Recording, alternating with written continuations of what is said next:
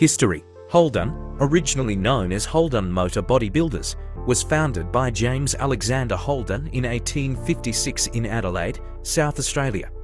The company initially focused on manufacturing saddles and later transitioned into the automotive industry. It became a subsidiary of General Motors, GM, in 1931, marking the beginning of its long association with the American automaker. Early success. Holden achieved early success in Australia by producing automobile bodies for various chassis manufacturers. In 1948, Holden made history by introducing the 48-215, commonly known as the FX. It was the first truly Australian-made car, designed and produced entirely in Australia. The FX became immensely popular and played a pivotal role in the growth of the Australian automotive industry.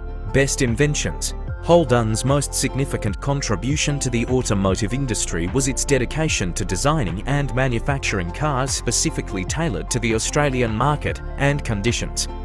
This approach involved creating vehicles that could withstand the country's rugged terrain, extreme temperatures, and long distances. The Holden Ute utility vehicle is a notable example of this approach, combining the functionality of a pickup truck with the comfort of a passenger car. The fall of Holden can be attributed to several factors, including shifts in consumer preferences, increased competition from international automakers, and changing market dynamics. In 2017, General Motors announced its decision to cease Holden's manufacturing operations in Australia, marking the end of an era for the brand.